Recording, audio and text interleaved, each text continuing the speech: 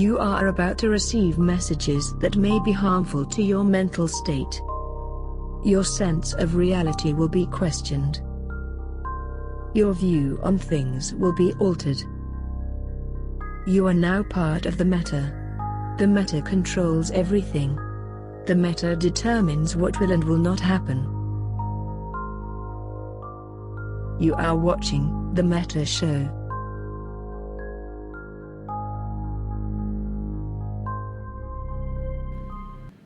Good afternoon, everybody. Welcome back to The Meta Show. It's Saturday, so it's The Meta Show. I wanted to say thank you to everybody for joining us, and I'm joined, as always, by the inestimable Matani.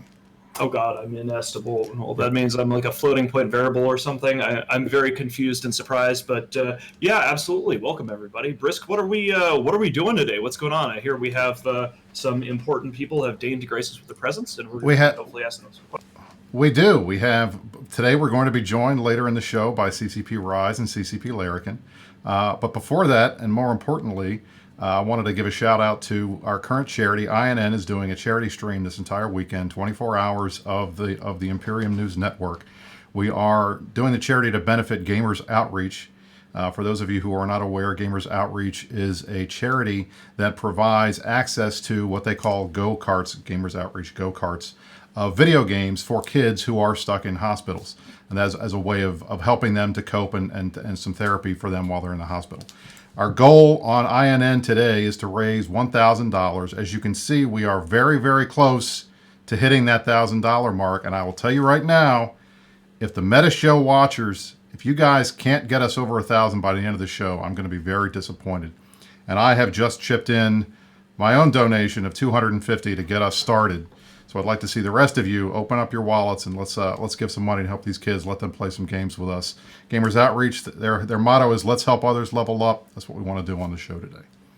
So thank you for that. You don't want to disappoint Brisk either, because he'll do the disappointed father look and probably purse his lips together and look sad at you or sad on your behalf, and then you'll feel very bad. So let's make sure that we don't disappoint him. And with that, let's get started with today's show.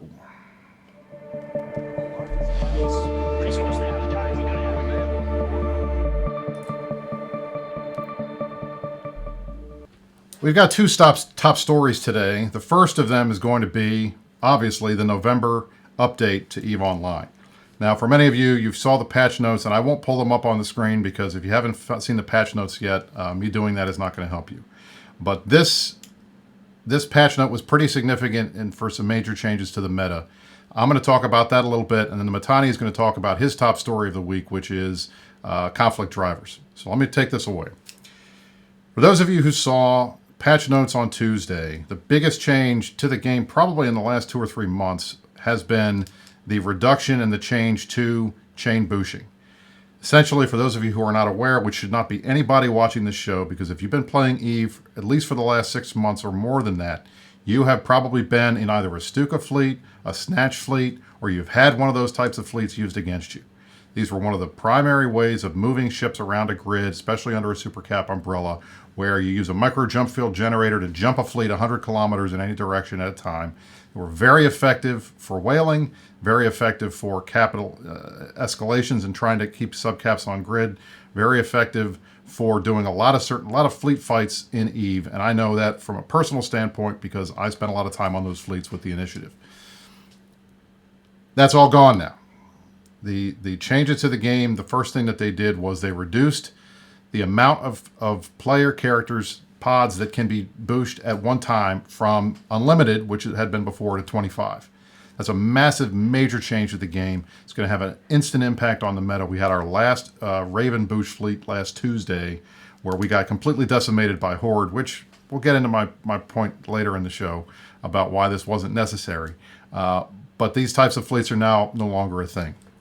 In addition to the boost changes, which were pretty significant, the other thing, major change to the nullsec meta that we saw, was the reduction in the SIG resolution increase, actually I should say, for Bosons. Boson is the area of effect weapon on a Titan. It was primarily used to kill big fleets. We would put them on gates in Delve and just massacre anything that would come in. But it was also a primary way for Titans to be used as ratting ships. You'd go into a rock haven, you point your bosun, you let it go, and you would just kill wave after wave of rats very quickly. And in 5 minutes, you can clear a site and move on to the next one. That's not the case anymore. These changes have completely nullified that ability. If you go into a rock haven now and try to bosun it, you won't kill the first wave, which totally reduces the amount of time that's going to take you, or totally reduces the amount of money that you can make by increasing the amount of time it's going to take you to do that. So that's a major change to the nullsec meta as well, and should have an impact on ISK faucets. There was a reduction to Dromi and stand-up Dromi fighters. Their web amount was reduced from 15% to 10%. And Dromi 2 and stand-up Dromi's web amount was reduced from 20% to 15%. Dromis are a key fighter. They're used to web, and that's one of the main reasons why you get to stop a lot of the bad stuff going on when you are in a super carrier. You're able to lock ships down, finally get DPS on them, and make it possible to kill those ships. It's a little bit harder to do that with the Dromi changes. That also was an impact to Snatch and Stuka fleets, because we would primarily target those ships first, because those are the ones that were going to kill all of our command destroyers. They were going to lock those down and let the bigger ships take them out. Finally, the Ansiblex jump gate and Tenebrex Sino jammers have been moved at least 500 kilometers away from the nearest upwell structure. That's a major change for nullsec as well. Primarily what you would see is in a lot of these situations, you would have these types of gates and bridges would be anchored on a Keepstar grid. They could be defended by the Keepstar, made it very, very difficult for anybody to take those out. And that change, this new change, is going to be beneficial, because I think we're finally going to get to see some fights on those upwell structures and outside of the Keepstar grid. But that's a major change to the game and to the meta, and that's why we're bringing it up. So overall, for the most part, I think most of these changes are okay. I've never been a Titan Rat fan. I think, frankly, having those big ships, those are not ships that you want for ratting. At the same time, you want those ships to be out fighting, because then they're targets. So I can see both sides to the issue there, but I understand if your issue is about ISK velocity, you want to reduce the amount of ISK entering the game, take the biggest ships off the table, and then it happens. So I can understand that. But for me, as a line member in it, I have flown on more Snatch fleets and more Stuka fleets in the last 2 years than anything else. And these changes to those types of fleets kills that meta, which is frustrating to me, and it's going to require our guys to go off and figure out what we're going to do. Most likely we'll end up in T3Cs, because those are the only things that are movable in the same way that Snatch was, but it's not going to be the same. And I think that's a major change, especially in an era where we're trying to find ways to fight under super cap umbrellas. We just took a major tool out of the tool chest to do that with these changes, so I'm not a huge fan. But at that point, I'm off my soapbox. That was my top story of the week, was the November changes. I'd be interested to hear what you guys have to say about it. And Mittens, take it away. All right, boys and girls. So let me make sure I'm doing this right. I am doing this right. Excellent. This is, as you know, our second episode of the revamped Meta Show format. And we're usually going to be starting these things off with Brisk and I each get our soapboxes and the things that we want to talk about each week before we go into the next segment. What I'd like to talk about in general is conflict and conflict drivers. I saw a number of things that I liked about the tweaks in this patch, sort of paradoxically. One of the things that I took away from my Vegas experience and just talking to players outside of the Imperium is that a lot of times people seem to think that I am against certain types of nerfs. Also, I can hear you keying up, Brisk, sorry. So things like, let's talk about Keepstars being able to guard jump bridges, right? Like, I think it is ridiculous that we ended up in a scenario where Keepstars could guard jump bridges, right? And I'm glad that got changed. And we just got a little Zoom notice that's gone away. We're good. Bear with me here, guys. I need to gear up to a proper conflict driver rant. I was asked today on the fireside, and I get asked this a lot, about when's the next war and what are we going to be doing about war. And one of the things that I'm going to be asking our guests about later in the show, and just sort of a central issue, I believe, in EVE Online, is the decline of conflict drivers. People use the phrase conflict drivers a lot. There have been a number of conflict drivers over the history of the game, but the big ones were always moons back in the day, where you could have what was called passive moon mining now, where you would put a player-owned starbase, a POS, on a moon, and you'd be able to extract moon goo. Usually R64s were the good ones, or technetium from R32s, things like that. And there were changes to EVE when Citadels were introduced, and we have these refining arrays that allow us to frack moon goo, and then we have to mine it ourselves. And I saw this as a good thing, and I advocated strongly for getting rid of passive mining in any way, and I thought that this new system was better. And I'm coming around to the idea that I might be wrong. In fact, I might be desperately, utterly wrong about all the things that I've said in the past about the moon system changing to what it is today. I have seen, in terms of war planning and through the history of EVE, there are various phases in conflicts when player empires go at it and what leads to a big war. And one of those key phases is slap fighting over R64s. It's something that smaller entities could do that they didn't require an engagement of a block. And when the blocks were not fighting each other, there was always something going on, because it was profitable and it was reasonable for people to take R64s or try to take R64s from you. And so you always had something to do, something more significant to do than randomly blapping Olmeca Gold and his people who are trying to steal excavator drones, right? So up until the moon changes went through, you would see, even in periods of peace, all of the blocks would constantly need to be able to defend their R64s and other moons in their empires, bordering their empires, from entities, even like low-sec entities, like Shadow Cartel, Stuffed Out, things like that. So there was this sort of like middle tier of combat that was a step between a small-scale slap fight and a full-on block war. So that happened. Another change, of course, that I'm not very happy with is the implementation of, we have CCP guests today, so I'll call it Aegisov instead of calling it Fozisov like I normally do. But used to, in previous soft systems, there would be single-point conflicts where people would end up risking everything, and then you'd have these big fights. So the question that I'm asked basically every week on an Imperium Fireside is, when are we going to war next? And one of the challenges that I think that we as a player base face is many of the motives to go to war for ways that benefit your people, for ways that harm your enemy, things that provide an immediate benefit, have been gradually removed from the game. And I think that we've gone too far. I think that, safety and stagnation is death.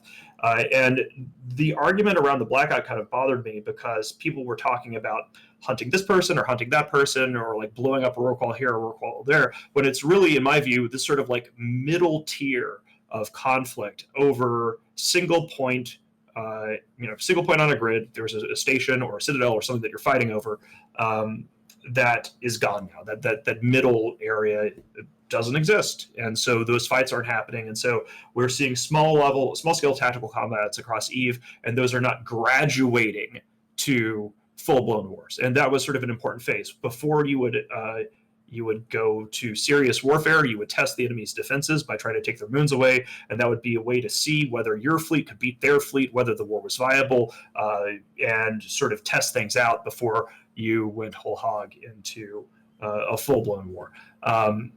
So that, we did see some single point conflicts in the last year or two. Instead of moons, we started going after keep stars, but that was just something to give the Titan fleet something to do in many ways. So you saw blocks fighting over keep stars, and now we find ourselves in this difficult situation at the galactic level, where I think there's not enough conflict drivers, and I think that there isn't enough scarcity. So the motivation to go to full-scale block war, those sort of stepping stones of conflict, isn't really there, and my view is that we need to try to find a way to dial things back.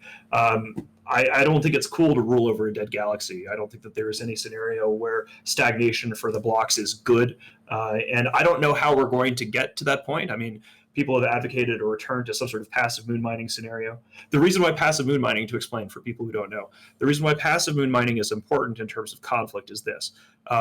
If you right now were to take a moon from the Imperium, like on one of the outlying areas of our space, you blow up one of our refining platforms and you put down your own, you're going to have to wait like 56 days of holding that before you can frack it at a reasonable value and get something from it. back in the day with passive moon mining, you would take a moon from somebody, and then pretty rapidly you would make up the cost of blood and treasure expended in getting it, and you could get sort of an hourly extraction of moon goo from it. So that's one of the reasons why the modern moons are not a conflict driver. You can take them away from the enemy, but you don't generate anything of value from it unless you hold it for a long period of time. So that's going to be reflected in a lot of the questions I'm going to be asking Rise and Larrikin, who have been so kind as to join us today. And that's my little rant today is I would like us to find ways to discuss conflict drivers and getting that kind of middle tier stepping stone between small scale tactical actions and large scale block warfare. What do we as a player base need to do? What do the developers think as to get us back to that golden age of war and murder? So that's my rant. And a wonderful rant it was. And so what we're going to do now is we are going to go into the NullSec Power Hour, where we will be joined by CCP Rise and CCP Larrikin.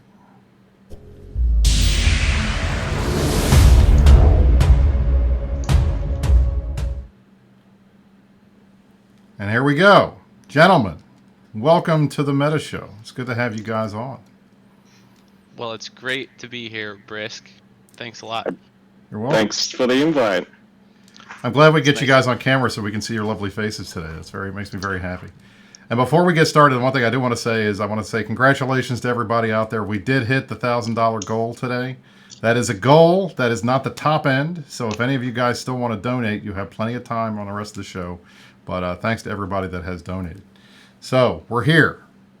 We have two of the most storied developers, in my opinion, in the game, both of whom were players before they started playing. CCP Rise was well known as Kill 2.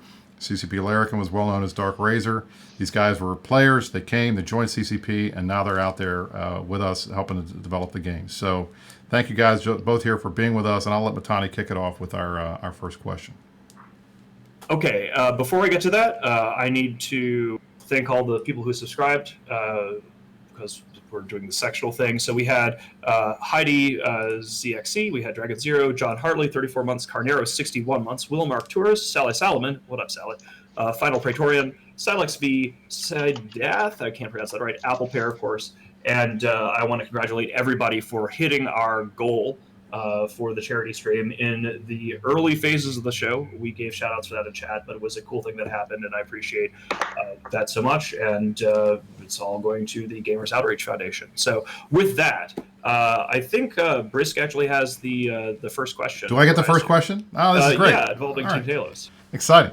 So, all right. So, Rise, you were in Vegas, and we had a chance to talk. And one of the things that was basically announced at Vegas was that you were going to be heading up Team Talos. Can you tell us a little bit more about how that started, what's involved in it, what Team Talos is, and what your resources are? Sure.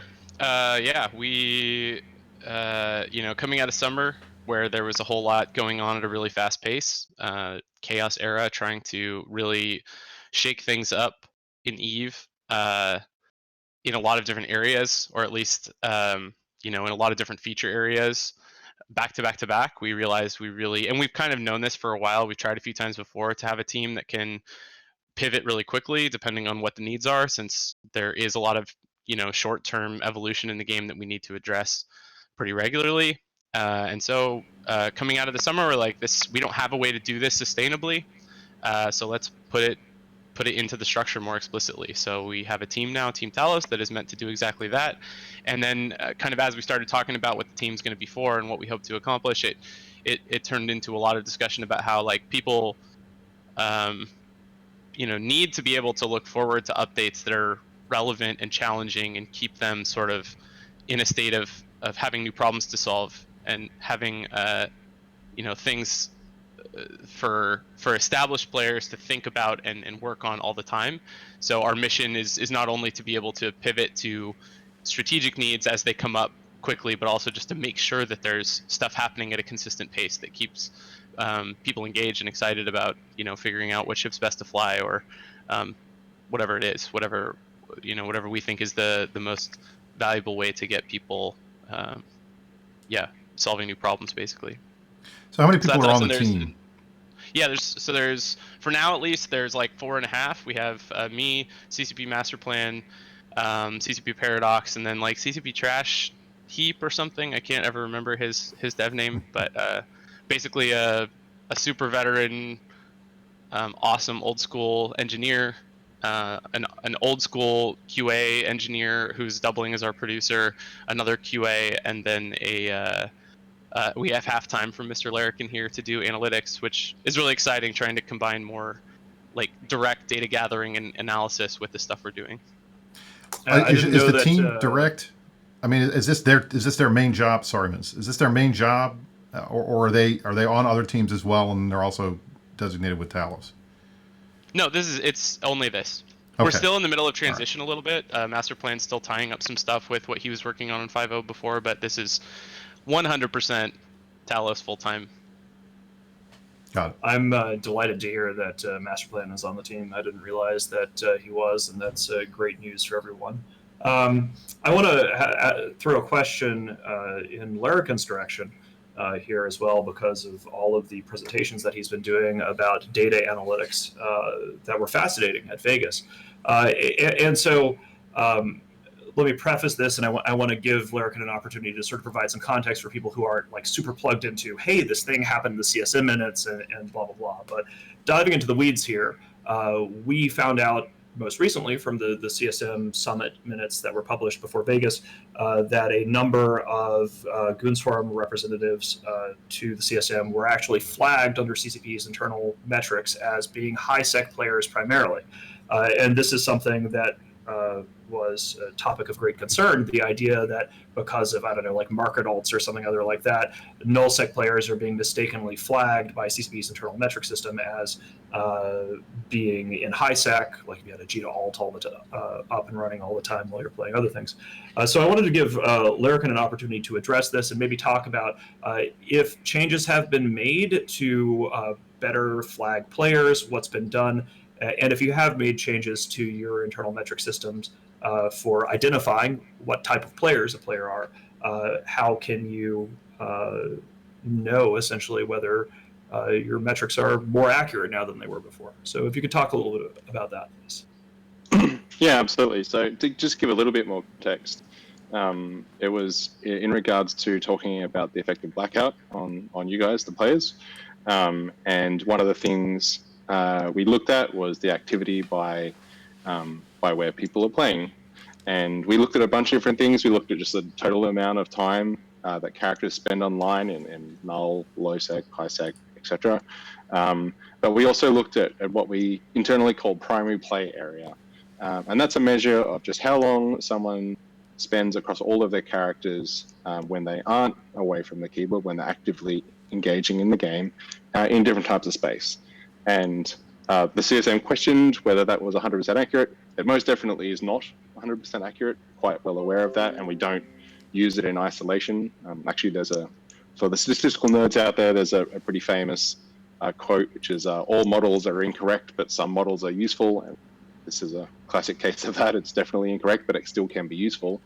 But we went and checked. We looked at all of the members of the CSM and found out where they're primarily active. And for example, Dunk Dinkle is almost 100% active in nullsec, but Aerith was about sort of 70% active in high sec and about 30% active in nullsec. So for some days, he's actually counted as for this one particular measure, he's counted as a high sec player. We're aware of these downfallings of the model, and that's okay. We don't use it in isolation. We use a lot of different tools and indicators to try and build up a full picture of player behavior. And so, yeah, we're looking at trying to refine this and make this one particular model a little bit more accurate. But as I said, it's one in many that we look at. And yeah, nothing we will ever do will get a perfect representation of where a player considers that they live. Even if we ask them, some players will lie to us. So looking at just their activity, this gives us a somewhat correct model of it. I do have a follow-up question on that.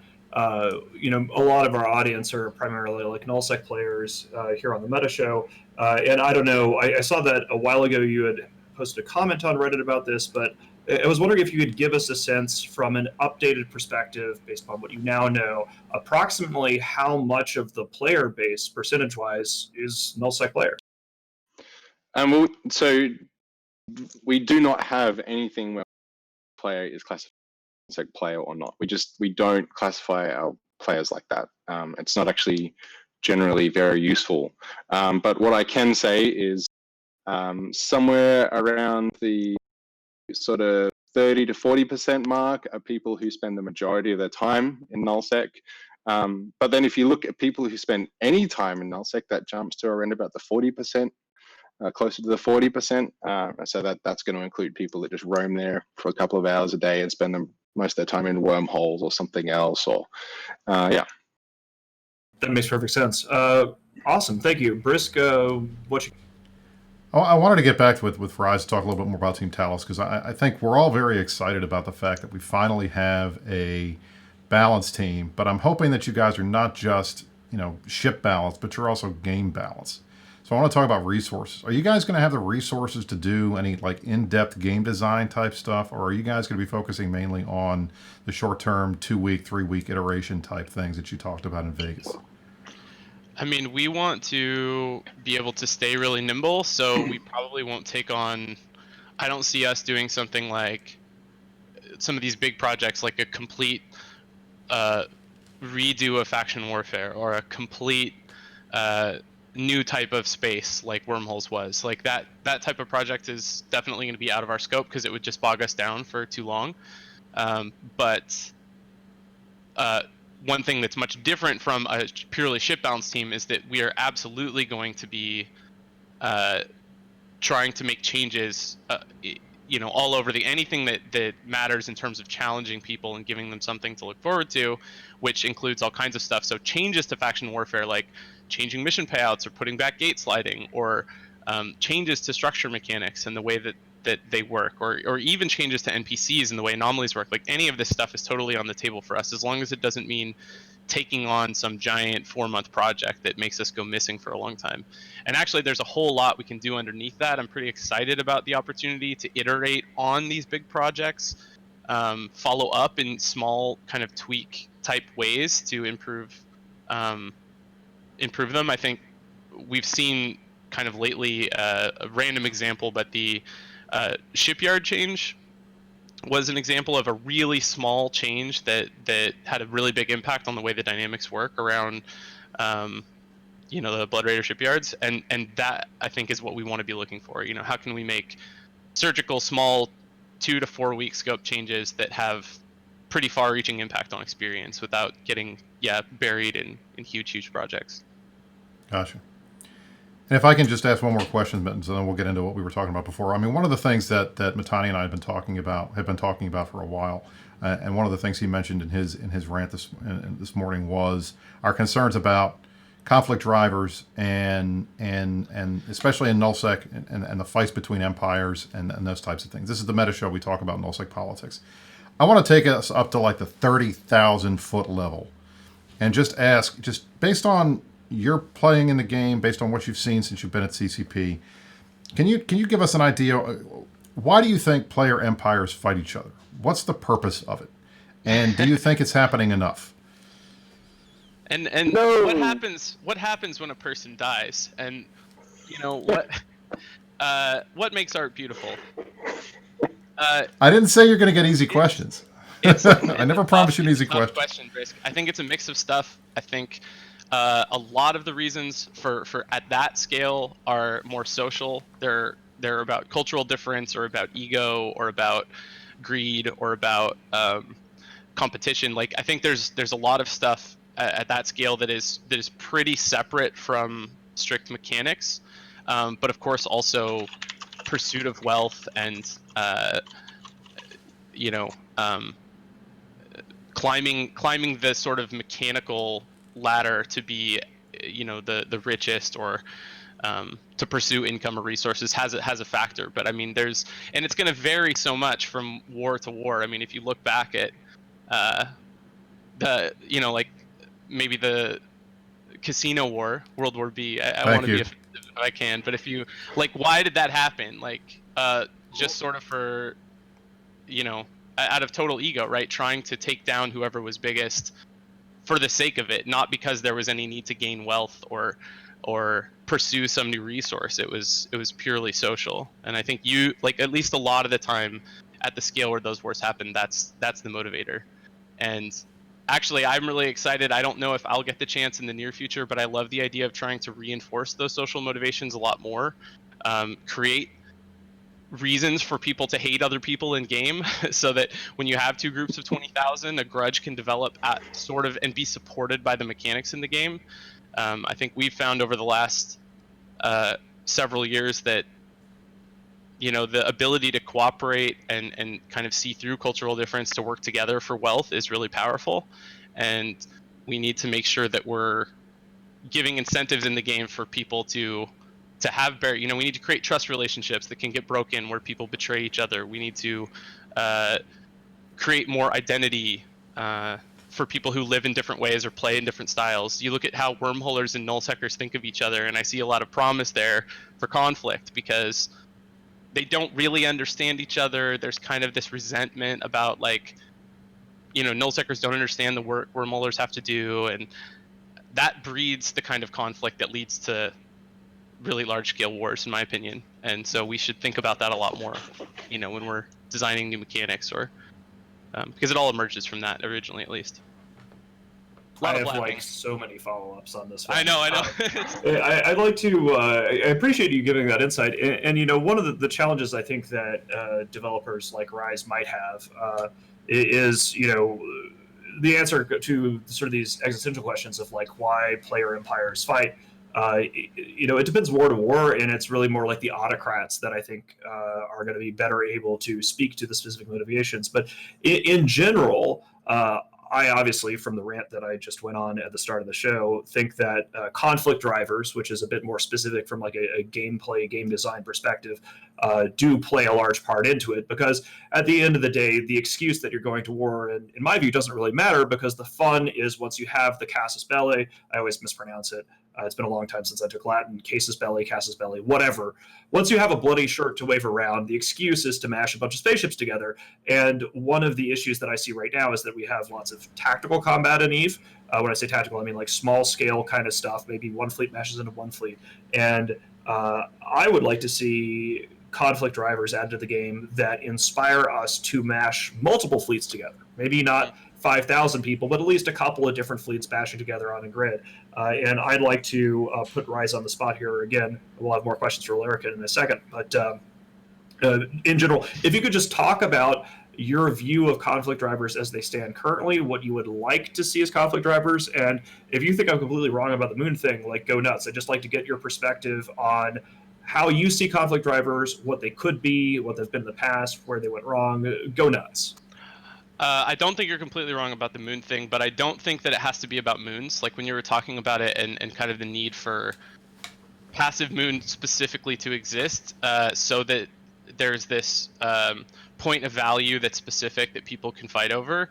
It feels to me like plenty of things could be swapped in there. The point is that there needs to be something that has like really clear stakes, that provides value really quickly when won, and that everyone understands that and can engage in conflict over it. And we've been talking about this a ton, and I really, really want to take steps to improve this. You know, going back to the 30, like you were saying, the motivation for war is easy to find. It's easy to find people who dislike each other. It's easy to find entertainment in war. The problem is when the mechanics we have make it not worth it to follow those motivations because they're so gummy and awkward. And we're really definitely interested in trying to work on this. I think there's two big angles happening right now internally. One is focused on scarcity and resources and what resource distribution looks like. This is going to be a huge part of like the creative vision and kind of just design vision for where we're going over the next couple of years, I think, is looking at what scarcity and resource distribution and kind of the base, you know, geography and nature of EVE looks like. And then the other angle is what you're talking about, the mechanics around the points of conflict themselves. I've been discussing a lot lately with other designers internally and with the CSM, how, you know, to the R64s you're talking about right now, a lot of the things that should be points of conflict, there's a big disconnect between the stakes and the commitment level. So you have pretty low stakes. I think that's a big problem with structures. There isn't a lot on the line either for the winner or the loser. They're cheap to throw down, and then you don't get much for taking them. But the work to clear them out is pretty heavy. So that kind of investment versus return balance feels off. And we could change that. We could easily make it so that people have talked about asset safety a lot. I think it's connected to this discussion, but we could say, for instance, that to put a structure online, you need to put a chip in it that costs 3 billion ISK, and when you kill it, it drops, and the people who killed it take it. And we already then have some tangible stakes that don't exist. That's a really crude design, but this is missing, I think. People have to do it for the sake of the kill mail for the most part, which is not all that valuable. That actually applies to something you talked about earlier, Mittens, which was moon mining. This 52-day cycle, if on day 53 you could swoop in and destroy the structure and steal all of the resources that are just being mined, there would be a fantastic conflict driver. Right. I'd love to see. Bingo. And then the other side of this, and this is as much as I understand your frustration, Brisk, this is sort of to the booshing part, is that the amount of commitment people have to make to conflicts when they go for them is just really random. There's some things like Siege, Rorquals, freighters looting shipyards now, where the commitment level is really high, which is awesome because then that's an incentive for the next person to get involved. But there's others like infinitely moving ravens around a Citadel grid where there's literally no commitment level whatsoever, and the arrangement of this is just basically random across the game. The amount you stand to gain and the amount you have to put on the line to get it is just completely disconnected. So we're talking a lot about how to go through and make more intentional escalation chains in what has to be invested towards earning some reward at a conflict driver.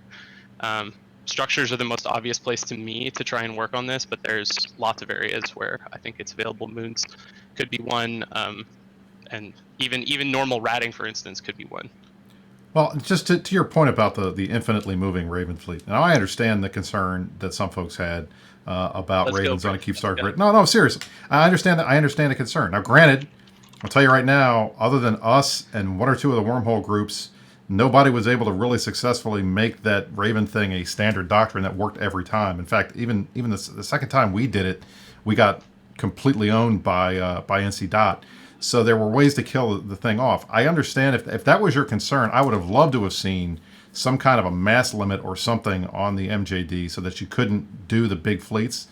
But my biggest issue, and I said this in the rant, and I'll say it while you're here and you can yell at me, is these changes had zero impact on small gang guys. Those guys can keep doing what they were doing. They can go out, they can spearfish, they can grab all their excavators all they want. Whatever, they can use their boosters to get folks off a grid quick when they want to run away. The big fleets, the big nullsec fleets, the 100-man Stukas, the 150-man Gokus, the 200-man Snatch fleets that were going out and getting certain types of content that they couldn't otherwise get and couldn't stay on grid with a super cap umbrella, that's gone. And I get frustrated as a line member in a big group that we're constantly seeing changes that are designed to benefit small gang PvP at the expense of large fleet fights. And this was just another example of that. Now, Stukas are gone, Gokus are gone. We're going to have to come up with a new system. I'm sure we adapt or die. That's what we do. But it was engaging gameplay that was fun, that actually could get the job done, and it was taken away. That frustrates me. I would certainly love to hear about more examples where large fleets have suffered at the cost of small gang design, but we can leave that to the side for now. Mostly what I would say is that I think that the timing is a little awkward because it was one of the kind of most attractive ways to fight under umbrellas. But the umbrellas are a problem. We need to deal. Correct. It needs to be possible for subcaps to matter on grid in a world where there's hundreds of Titans owned by many alliances, and that should not be solved by this bizarre infinite movement mechanic for fleets. And I think you can make a really strong argument that we could have waited until the issue of umbrellas relative to subcaps was solved before making a change to boosters. But we've been having this conversation, as a member of the CSM for more than 2 years now, about how oppressive this feels to people who have to fight it, and we came across a change that makes that behavior feel a lot more healthy to fight against, and we just need to also deal with the umbrella part so that this isn't the only option you have. So let's talk about the umbrella part. Yeah, I got one here to follow up on Brisk's follow up, which is we had a variety of questions regarding super caps planned, and this just came up, so we're gonna dive into this here. But as a preface to the question, the position of Goonswarm forever, since the very first Titan was crapped out into the world, was basically death to all supercaps. Like, even though the Imperium has the strongest pile of supercarriers and Titans that has ever been assembled in the game, I've always believed, as a newbie-oriented organization in our society, that subcapitals are really the basis of all combat in EVE. And my personal, I don't think we'll ever see supercaps deleted. Takings are very dangerous for game companies to do, but there have been phases in EVE's history where you didn't have to worry about a Titan like blapping an afterburning Rifter. And I think that super capitals should require subcapital support as sort of the fundamental unit of warfare in EVE.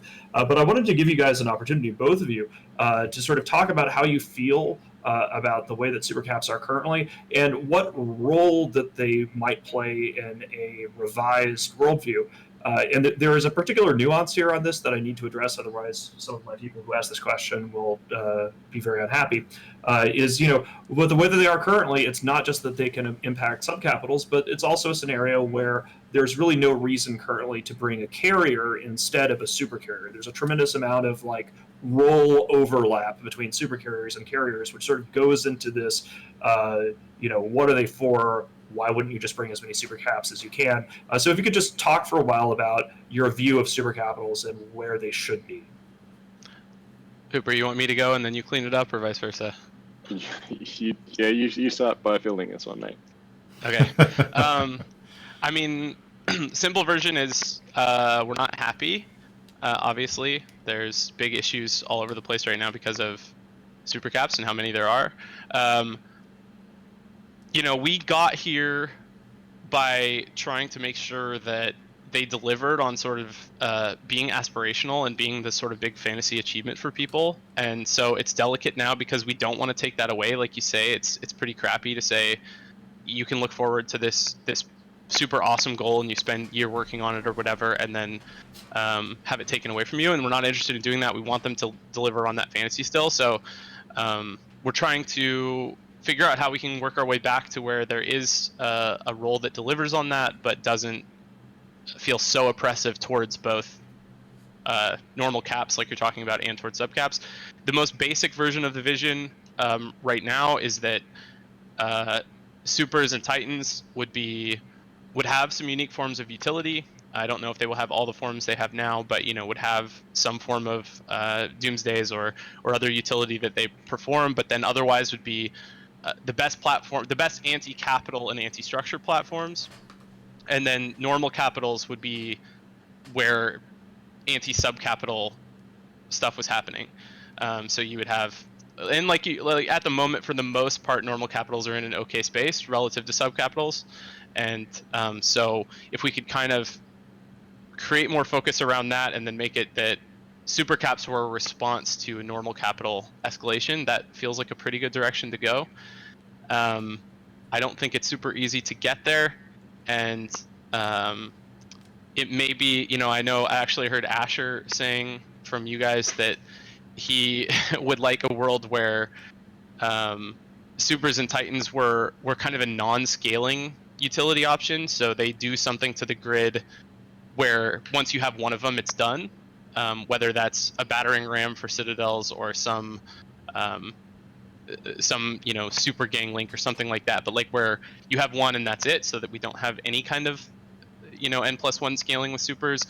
Maybe someday it becomes clear that that's just has to be part of the equation, but I don't think so to begin with. I think we can try and get to a place where they have an anti-capital and anti-structure role, and where across the board there's more commitment needed, so escalation is more likely, and that will make it so that hopefully they aren't the answer to everything all the time. Well, Erica, you were involved in the original creation of the cap meta, right? So can you talk a little bit about your view on the same thing? Yeah. Look, I think what CZB Rise has said is a good start, but I think this is going to be a long iterative process. Like this isn't going to be look, we've made some changes to reduce the amount of damage that Titans and Super Capitals can apply to subcaps, and now there's a separation of roles there, and look, we're done. I think that the power of capitals ties so much into large-scale conflict, and that also applies to their mobility and how their mobility affects subcaps as well, that this is just going to have to be a long iterative process where we see how you guys use them in practice. I don't really want to say a lot more than that because I'm not the one that actually has to go to implement it, so I don't want to make promises that CCP Rise can't deliver on. Or someone else, who knows? Yeah. One more question before I hand it back to Mittens. Rise, just specifically on this issue, since we obviously we think the super cap thing is a big deal and the capital meta is a big deal. Is that something Talos is going to be able to tackle? Are you guys going to be able to do any of that, or is that going to have to be another team? I mean, yeah, we're chipping away at it now. You see the Jeremy change and the Boson change. That's us. There will be more stuff at that kind of scale that we can do across the whole ecosystem. I think also, along with this, it doesn't have to always be super caps getting worse so that everything else gets better. It can be things like the heavy bombs we talked about at Vegas that let subcaps fight up more effectively, so that if you're too eager and not careful enough about fielding your super fleet, you get punished by subcaps. I think there's options there. That's also totally within our purview on Talos. And something else I think that's kind of going a whole nother direction, but just in terms of the umbrella and the way that, like Larrikin just said, the fact that it's kind of the fastest way to respond is with the super fleet. We can probably do more things to control kind of the rate at which engagements escalate. A super extreme example that I also mentioned in Vegas is, we have a Sov region now that's Sino-jammed, or that doesn't have supers allowed in it for some reason. And we can do things like that, create specific environments, whether it's around certain resource gathering or around certain kinds of objectives, where we just either change or restrict parts of the ecosystem in some way. We say there aren't supers, or supers are worse, or doomsdays don't exist, or whatever in this particular environment, so that we can feel around for environments that are healthier. I think that's a fantastic idea. I need to segue us briefly. So we've got a couple different things we need to do on the show. We're going to be keeping Rise and Larrikin with us. We have to hit on our new news section called Piercing the Corporate Veil. We're going to be talking about G-Star. We're going to be headed out in a moment. And we also need to go into Cool Kids mode. So while Brisk presses the button to take us to our new segment, I will send us into Cool Kids mode here in chat.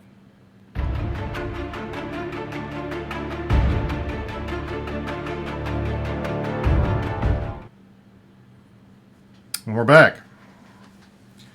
Welcome to our new segment. Hell yeah.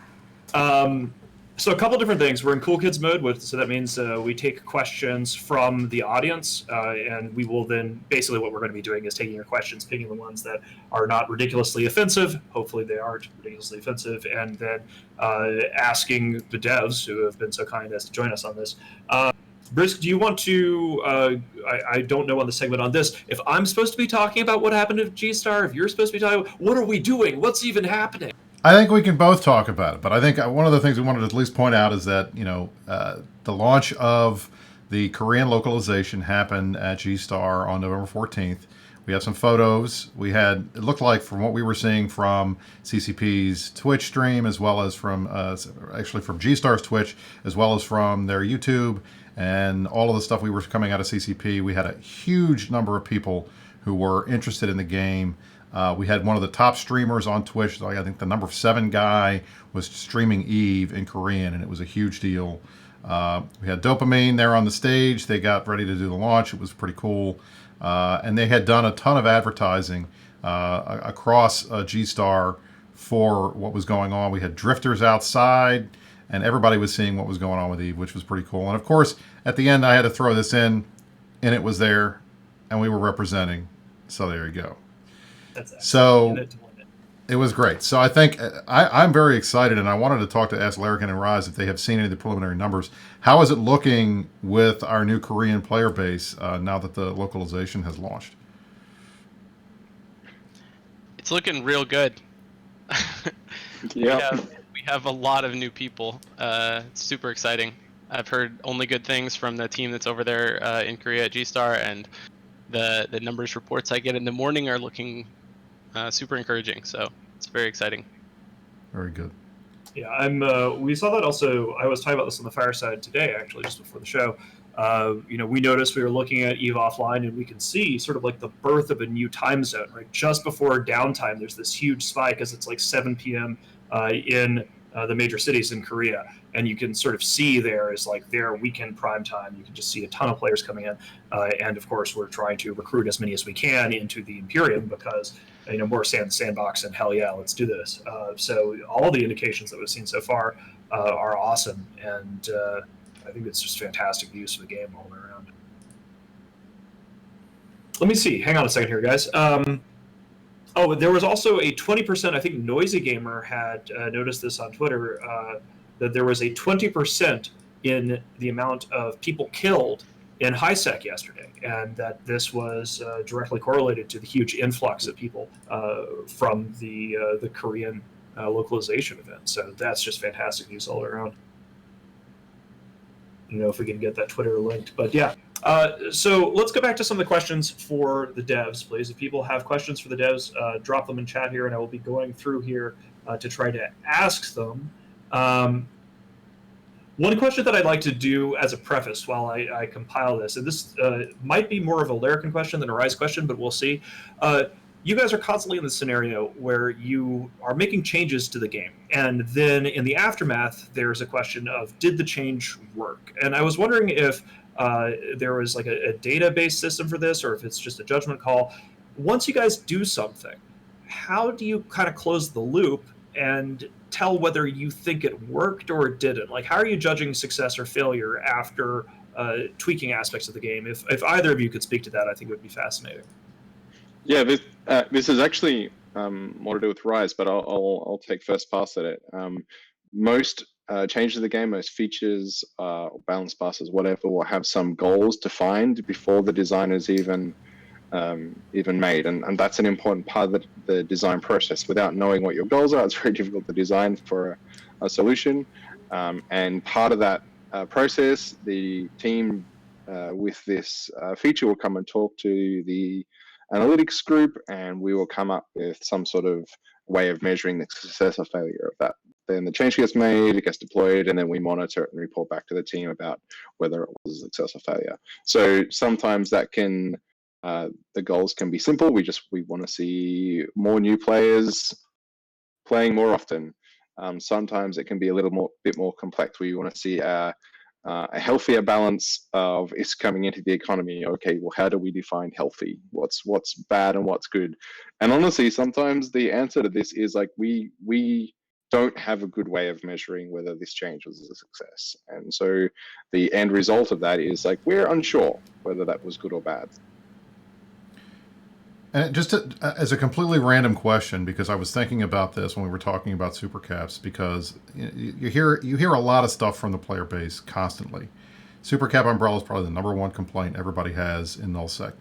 The number two thing that I hear all the time is Aegisolve, which we talked a little bit about, and I think hopefully at some point you guys can start looking into a way to make that less of a pain in the butt, because I think that has an impact on fighting. But the third thing, not number one, but number three, that we hear all the time is time zone tanking on structures. Is there anything we can do about it? Have you guys looked at this, talked about it? Is there anything we can try to bring up to maybe try to fix this, because it really has an impact on fights?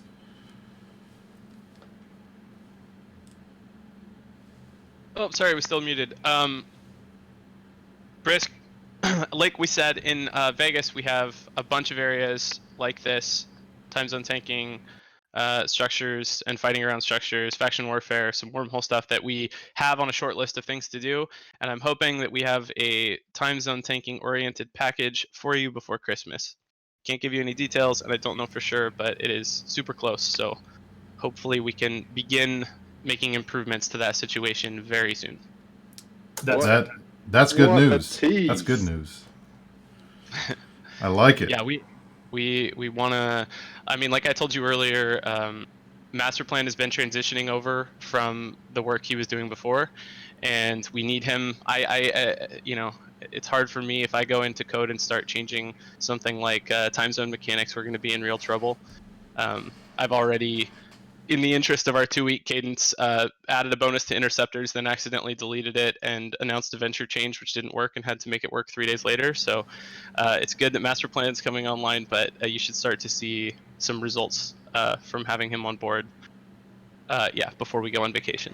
That is absolutely fantastic news because you know, it wasn't something that I was talking about earlier with the whole conflict drivers, but there are certain things that aren't conflict drivers that are more like conflict eliminators, right? Things that are impediments to conflict, regardless of needing things to fight over, but mechanics or issues that prevent that. And you know, for people that aren't clued into the whole time zone tanking issue, way back in the day during POS-based SOV warfare and POS war, there were mechanics that would allow you to kite towers basically and drag them into a time zone outside of the primary defenders. It was a lot of work. It was a tremendous amount of work to kite a POS, but it could be done. And so that allowed entities that lived in different time zones, different prime times, to be able to go at each other. And one of the changes that took place in the new SOV system is that it's much harder to breach a time zone that you don't live in.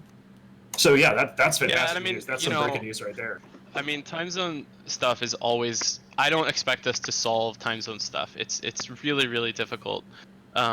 But like you say, the most, you know, the smoothest we can get it in terms of lowering the barrier to things happening, the happier we're going to be, and everyone agrees that it could be better than it is now. So we're just going to make changes and hopefully improve the situation. That's fantastic. That's amazing. So, all right. So next week, for those of you who aren't aware, next Saturday is EVE London. I will be at EVE London. I hope to see you all there. Are either of you guys going to be there at EVE London? Sorry, not me. No. That's too bad. All right, I'm going to miss you guys. They only give me Vegas. I don't know why. I am trying to do my best to find a way to do the meta show from EVE London, so we will hopefully make that happen. If not, we will figure something out, and Matani will be here as always, so we'll figure that out. That is awesome. All right, well, gentlemen, I want to thank both of you for being on the show with us today. Unfortunately, we're out of time. I think this was a pretty explosive show. We've got some good news here, and I think we had some good conversations. So thank you both for joining us, and I hope you'll be willing to join us in the future. Yeah, of course. It was a pleasure. Sweet. And just before we go, we have one last round we need to make sure that we thank people who have been contributing to the channel, especially because we are doing this charity drive. So new subs while we were in that last segment. We have Cleve Steamer, we have Use Bleach, The Kid, Seth230, Diesel 1975, January Valentine gifting a sub, as well as Brisk himself gifting a sub, and Demon Mark II. So thank you guys for contributing to the channel. We do appreciate it. And we actually have, you know, we're really kind of making this thing up as we go along, but like the new Meta Show team, we have like a credit reel now, which is like super badass. So as we're about to sign off here and say, see y'all next week, we actually have like an outro. I'm just unnaturally pumped about that. I don't know, irrationally pumped. We'll see how it goes. So thank you all so much for coming, guys, and thank you to our guests. Again, thanks, guys, for joining us, and you stay classy, New Eden.